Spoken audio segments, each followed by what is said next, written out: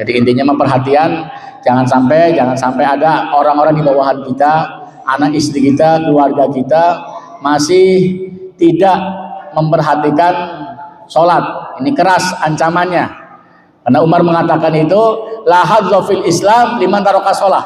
Nggak ada bagian dalam Islam orang yang meninggalkan sholat. Kata Ibnu Mas'ud, man lam yusolli fala dina lahu. Kalau orang nggak sholat, tidak ada agama untuknya. Kata Abu Darda, la imana liman la sholata lahu. Tidak ada iman bagi orang yang tidak ada sholat bagi dia. Ini kan kesannya kata-kata mengkafirkan semua. Tapi kata yang mengatakan tidak kafir, ini tidak sempurna iman, gitu kan? Tidak sempurna agama seseorang kalau dia tidak sholat, gitu kan?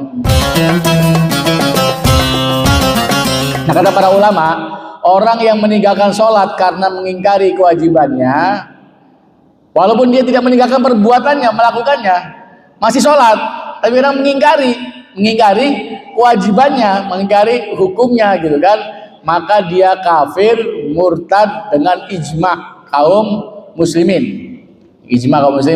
Lalu mengingkari hukum, dan dia harus diminta taubat oleh penguasa. Jadi penguasa minta taubat kepada dia, suruh bertobat. Kalau dia tobat diterima, kalau nggak mau tobat boleh dibunuh oleh penguasa muslim, penguasa Islam, karena dia telah murtad, telah keluar dari agama Islam. Dan apa? Dia pun berlaku kepadanya semua hukum-hukum orang yang murtad. Ini terjadi kalau dia hidup di antara kaum muslimin, dari kecil tumbuh di kalangan kaum muslimin. Adapun kalau dia itu orang yang baru masuk Islam, atau dia tumbuhnya di kampung pedalaman yang jauh dari kaum muslimin, mungkin dia itu tidak tahu hukum wajibnya sholat, maka orang seperti itu tidak boleh dikafirkan hanya dengan mengingkari, karena mungkin orang belum tahu hukum, belum tahu apa. Kenapa? Dia jauh dari kaum muslimin. Beda orang yang dari kecilnya hidupnya di kalangan kaum muslimin, pasti tahu wajibnya sholat. Ketika dia mengingkari hukumnya, berarti benar-benar menentang Allah dan Rasulnya. Nah, kalau orang tinggal jauh dari kaum muslimin, tinggal di pedalaman, mengingkari hukum, mungkin dia belum tahu. Harus kita kasih tahu kewajibannya, ya kan? Tapi kalau sudah kasih tahu masih nentang juga perintah sholat, maka dia dianggap murtad setelah itu. Sama. Kenapa? Telah tegak hujah, dia tidak terima hujah tersebut. Itu yang pertama. Yang kedua, orang yang meninggalkan sholat karena malas atau karena mungkinnya meremehkan, tanpa menentang, tanpa mengingkari hukumnya. Ini kaum muslimin berbeda pendapat, ya kan? Berbeda pendapat. Orang yang meninggalkan sholat secara sengaja tanpa uzur syar'i itu termasuk dosa yang paling besar. A'dzamuz dzunub, dosa yang paling besar. Akbarul kabair, dosa besar yang paling besar. Jadi dosa meninggalkan sholat di sisi Allah sangat besar, lebih besar daripada dosa bunuh diri, lebih besar daripada dosa mengambil harta orang lain, lebih besar daripada dosa berzina, dosa mencuri, dosa korupsi, dosa minum khamar, dan dia berhak mendapatkan siksa Allah, kemurkaan Allah, kehinaan Allah di dunia maupun di akhirat. Yang meninggalkan sholat, jangan sepele, jangan cuman sholat aja kok, ya kan, yang penting dia baik. Enggak, ini harus kewajiban. Kalau sudah muslim, maka kewajiban dia harus sholat. Tidak sholat, ini dosanya lebih besar daripada berzina, mencuri, minum khamar. Kemudian para ulama beda pendapat tentang hukumnya, ya kan? Hukum orang yang meninggalkan tapi tidak mengingkari hukumnya. Yang pertama, dia itu fasik. Jadi fasik itu ya muslim, cuman dia pelaku dosa besar, bermaksiat, pelaku dosa besar, walaupun tidak sampai kafir. Ini pendapat kebanyakan para ulama. Ini mazhabnya Tsauri, Abi Hanifah, dan sahabat-sahabat beliau, Imam Malik, Imam Syafi'i, yang masyhur dari beliau. Jadi orang yang meninggalkan sholat, tidak mengingkari hukum, ya kan, cuma meninggalkan, maka apa hukumnya? Dia fasik, maksiat, pelaku dosa besar, walaupun tidak kafir. Pendapat yang kedua, dia itu kafir, keluar dari agama Islam. Ini mazhabnya Sa'id bin Jubair. Sya'bi, An-Nakhai, Auza'i, Ibnu Mubarak, Ishaq, dan pendapat yang paling kuat daripada Imam Ahmad, dan salah satu pendapat dalam madhab Syafi'i. Ini kata Ibnu Hazm dari Umar bin Khattab, dan juga Mu'adz bin Jabal, Abdurrahman bin Auf, dan Uwairah, dan selain mereka dari para sahabat. Jadi orang yang enggak ngingkari hukum tapi dia ninggalkan sholat, gitu kan, ini ada dua pendapat. Ada yang bilang dia itu memang pelaku dosa besar, ada yang bilang dia kafir. Dalilnya ya punya dalil masing-masing. Yang mengkafirkan ada dalilnya, yang mengatakan tidak kafir pun hanya fasik saja, hanya pelaku dosa besar pun ada dalilnya. Adapun orang yang mengatakan tidak sampai kafir, telah sabit hukum Islam itu dengan masuk Islam, dengan bersyahadat. Kita tidak boleh mengeluarkan seseorang dari Islam kecuali dengan keyakinan, ya kan? Dan mereka berdalil bahwasanya orang tidak keluar dari Islam dengan hal-hal berikut ini, yaitu apa? Pokoknya selain syirik tidak keluar dari Islam. Orang itu keluar dari Islam kalau dia berbuat syirik. Karena Allah mengatakan innallaha la yaghfiru ayyushraka bihi wa yaghfiru ma duna dzalika liman yasha. Sesungguhnya Allah tidak mengampuni dosa syirik, dan Allah mengampuni dosa selain syirik bagi Allah, bagi orang yang dia kehendaki. Kata mereka, orang yang meninggalkan sholat itu tetap masuk di bawah kehendak Allah, tidak kafir. Kalau Allah kehendaki Allah ampuni, kalau enggak ya enggak diampuni, tapi masih muslim, tidak sampai kafir. Walaupun mungkin yang mengatakan kafir menjawab, ayat tadi tidak menafikan kekufurannya orang yang meninggalkan sholat. Kenapa? Karena Nabi mengatakan perbedaan antara orang syirik, orang Islam, dan juga kesyirikan dan kekufuran itu meninggalkan sholat. Jadi orang yang meninggalkan sholat masuk dalam keumuman ayat dari sisi pendalilan. Jadi termasuk apa? Orang yang tidak akan diampuni oleh Allah Subhanahu wa taala karena dia musyrik dengan nas hadis. Bukan nas Quran, tapi nas hadis dia musyrik. Pembeda orang Islam dan kesyirikan dan kekufuran itu apa? Meninggalkan sholat. Jadi ya ulama beda pendapat. Ada yang menganggap dia itu pelaku dosa besar saja nggak sampai kafir. Ada yang bilang dia kafir dan dia kafir. Begitu. Terus dalil yang lain mengatakan apa? Bagaimana dia kafir? Bahwasanya orang yang mengucapkan la ilaha illallah pasti masuk surga. Tidak ada disyaratkan dalam hadis itu harus sholat.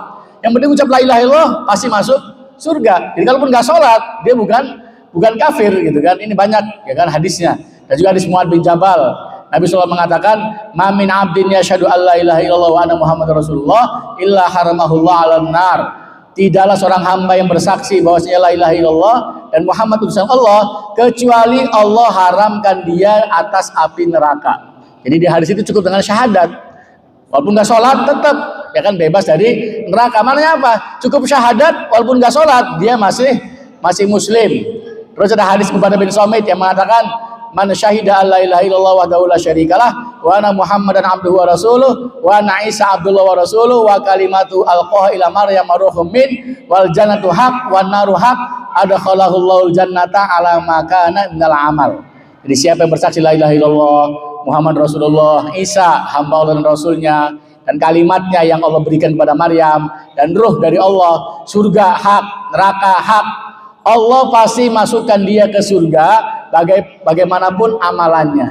Di sini nggak disebut hadis tentang masalah kata kalimat sholat, cukup meyakini aja syahadat, ya kan? Keyakinan surga hak, neraka hak, cukup dia masuk surganya Allah Subhanahu wa taala.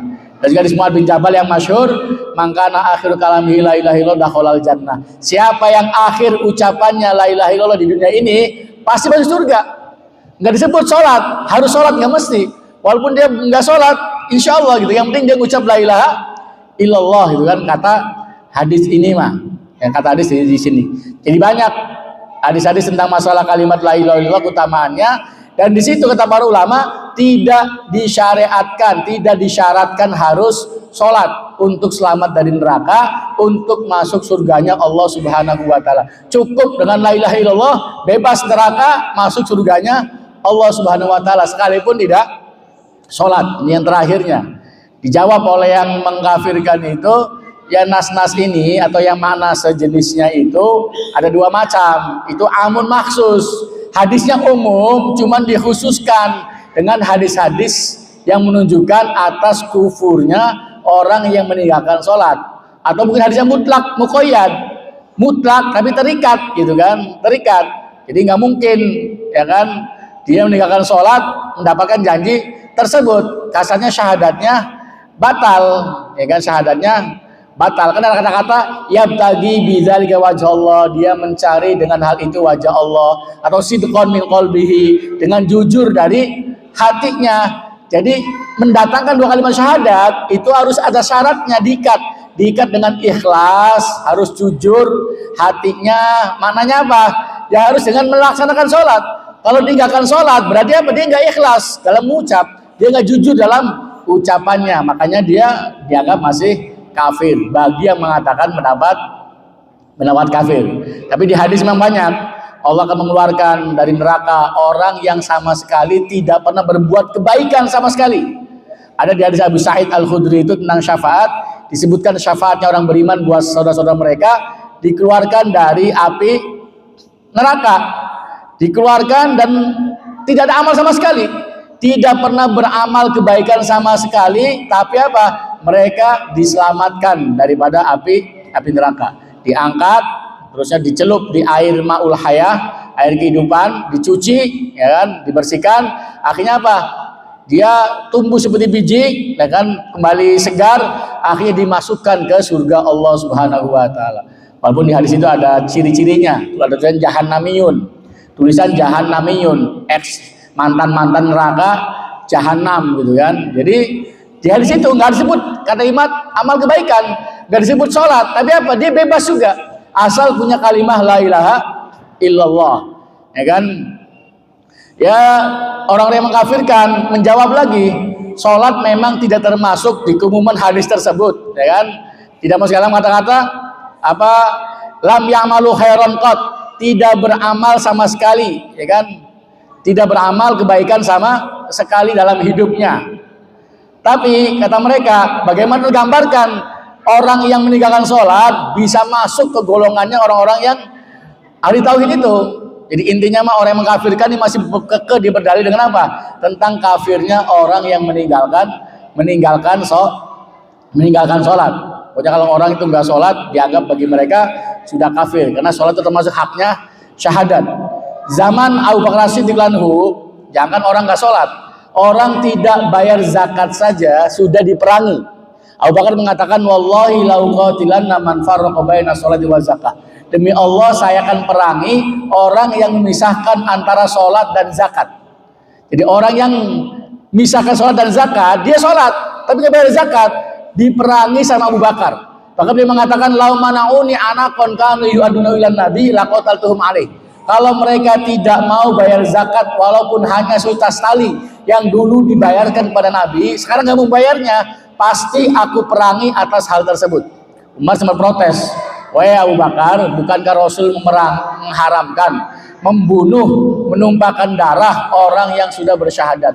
Betul wahai Umar, Rasul melarang, tapi Rasul mengatakan illa bihaqqiha, kecuali dengan haknya syahadat. Sholat, zakat ini haknya syahadat. Kalau orang bersyahadat tapi nggak mau sholat, nggak mau zakat, batal syahadatnya, diperangi sama beliau. Akhirnya kata Umar, mungkin Abu Bakar lebih benar. Di zaman Abu Bakar mah orang nggak bayar zakat saja diperangi. Nah kalau sekarang orang nggak sholat itu nggak ada yang merangi. Siapa yang mau merangi? Pemerintah? Ya nggak ada. Pemerintah pun nggak, kita pemerintah nggak, bukan pemerintah Muslim. Kita pribadi ya nggak boleh, haram. Kalau kita pribadi tidak boleh menyakiti orang lain. Yang berhak membunuh itu hanyalah penguasa, orang yang punya kekuasaan, yaitu kekuasaan Islam, negara Islam baru boleh. Kayak zaman Rasul kan khilafah Abu Bakar, boleh merangi orang yang murtad, merangi orang yang bayar zakat, merangi orang yang enggak sholat. Kalau sekarang bingung siapa yang merangi, ya kan nggak ada. Dan udah nggak ada yang peduli lagi. Orang nggak sholat, nggak ada yang peduli, ya kan? Ya kalau haji alhamdulillah masih banyak yang ngurus, ya kan, zakat pun banyak yang ngurus juga. Puasa alhamdulillah ramai, tiap Ramadan banyak yang ngurus juga kegiatan-kegiatan Ramadan. Tapi kadang orang nggak sholat, siapa yang peduli? Kalaupun kita orang Islam, Kadang ada tetangga kita, kadang kawan kita nggak sholat, dibiarkan saja. Kadang kita punya karyawan, anak buah, bawahan nggak sholat juga. Itu kalau fatwa ulama Saudi itu keras-keras, tidak boleh ngasih makan pegawai yang nggak sholat. Jangan kasih makan, jangan kasih kerjaan. Biar dikasih apa? Takzir, ini peringatan, biar dia jaga sholatnya. Jangan kita diam saja. Kita punya kekuasaan, ngangkat orang jadi pegawai, nggak sholat didiemin aja.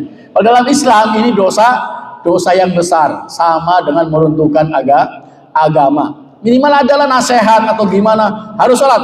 Kalau nggak sholat saya nggak mau ngangkat kamu kerja. Saya ngasih kerjaan, syaratnya apa? Kamu harus sholat dulu, jaga sholatnya. Walaupun nggak berjamaah, yang penting sholat dulu. Ya kan ini penting, ya kan ini penting, perkara yang penting dalam agama kita. Jadi memang para ulama masih beda pendapat tentang hukumnya, ya kan? Tentang orang yang tidak sholat ini antara dua tadi, memang ada yang bilang sudah kafir, ada yang bilang tidak, dia masih muslim. Ini hadisnya ini banyak dalil-dalil yang dipakai oleh orang yang mengatakan tidak sampai keluar daripada orang ini akan sholat tidak sampai keluar dari agama. Ada hadis Ubadah bin Somit juga, dia mendengar Rasulullah SAW bersabda, khamsu salawatin iftaralhunna Allah ibadih faman laqiyahu bihinna salam yudayyi' minhunna syai'a laqiyahu walau indahu ahdun yudkhilu bil jannah wa man laqiyahu bihinna wa qad intaqasa minhunna syai'an istighfafan bihaqihinna laqiyahu wala ahdalahu insya'a adzabahu wa insya'a ghafara lahu. Hadisnya begini, Rasul mengatakan 5 waktu sholat Allah wajibkan atas hamba-hambanya. Siapa yang bertemu Allah dengan sholat tersebut tidak menyia-nyiakan sholatnya sedikit pun, akan bertemu dengan Allah dan dia punya janji sama Allah itu untuk dimasukkan ke surga. Tapi siapa yang bertemu Allah dengan sholat tersebut dan dia mengurangi sholat itu, mungkin nggak sholat 2 waktu, 3 waktu, karena meremehkan haknya, maka dia bertemu dengan Allah, tidak ada perjanjian bagi Allah. Maka jika Allah kehendaki, Allah menyiksanya. Jika Allah kehendaki, Allah mengampuninya. Kata para ulama yang mengatakan tidak kafir, ini menunjukkan bahwasanya orang yang meninggalkan sebagian sholat tidak kafir. Kenapa? Karena masuk di bawah masyiah Allah, di bawah kehendak Allah. Kalau Allah kehendaki, Allah ampuni. Kalau Allah kehendaki, Allah azab, ya terserah, di bawah kehendak Allah Subhanahu wa Ta'ala. Tapi dijawab oleh orang-orang yang mengkafirkan itu, hadis ini tidak sah, dibawa untuk orang yang meninggalkan sebagian sholat, gitu kan. Tetap jadi intinya mah dia masih kafir juga. Jadi intinya mah pendapat yang pertama itu, kalau orang meninggalkan sholat tidak sampai kafir. Ada juga hadis mengatakan awal kali dihisab nanti di hari kiamat, amal manusia adalah sholatnya. Kata Tuhan kita kepada malaikat, dan Allah Maha tahu, wahai malaikat, lihatlah hambaku, apakah dia menyempurnakan sholatnya atau menguranginya. Kalau sholatnya sempurna, ditulis secara sempurna. Tapi kalau sholatnya dia mengurangi sedikit pun darinya, maka kata Allah, lihatlah, adakah milik hambaku itu ibadah sunnah. Kalau ada tatawu, maka kata Allah, sempurnakan untuk hambaku fardunya itu dari sholat sunnahnya. Kemudian diambillah amalan atas hal itu. Nah, kata mereka yang mati dan sampai kafir, mengurangi fardu itu disempurnakan dengan apa? Ibadah sunnah. Dan kekurangan ini mencakup kekurangan dalam fardu sendiri ataupun kekurangan dalam bilangan-bilangan daripada fardu. Jadi intinya tidak sampai kafir, ya kan? Tidak sampai kafir. Tapi tadi orang-orang yang mengkafirkan tetap dibantah juga hadisnya, gitu kan? Alasannya jalannya nih hadisnya lemah, tidak kuat dan sebagainya begitu.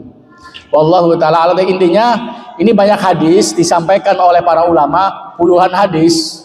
Intinya yang pertama itu tidak sampai kafir orang yang tidak sholat karena sholatnya malas. Jadi kita nggak boleh mengkafirkan kalau meninggalkan sholat, tidak mengingkari hukumnya. Mungkin dia kadang-kadang karena sibuk gitu ya, karena sibuk nggak sholat, karena kecapean nggak sholat. Tapi kalau ada senggang dia sholat. Jadi sholatnya masih kadang sholat kadang tidak. Nah, orang model seperti ini sama, belum bisa kita kafirkan, ya kan? Belum boleh kita kafirkan, karena masih ada dia sholatnya, gitu kan? Dia ada sholatnya. Jadi masya Allah, sholat itu memang sangat penting sekali, dan memang Ini beda-beda para ulama. Ada yang merujukkan pendapat yang kedua yang mengkafirkan, ada merujukkan pendapat yang pertama dia masih Islam selagi dia bersyahadat, dengan catatan asalkan dia jangan mengingkari hukum. Kalau sudah mengingkari hukum, ya kan, buat apa sholat? Nggak ada perintah kewajiban, nggak ada kewajiban itu, ya dia mengingkari, sudah bisa jadi kafir. Kenapa? Menolak perintah Allah Subhanahu wa Ta'ala. Wallahu ta'ala alam. Jadi intinya, dan kalaupun dari hadis ada yang mengatakan kafir, man taraka shalah muta'ammidan faqad kafara jiharon. Orang yang meninggalkan sholat dengan sengaja, maka dia telah kafir dengan terang-terangan. Kafir di sini kata para ulama itu kufur kecil, bukan kufur besar. Kufur kecil, ya kan, kayak hadis sibabul muslimi fusukun wa qitaluhu kufrun. Mencela orang Islam itu fasik, membunuhnya adalah kafir.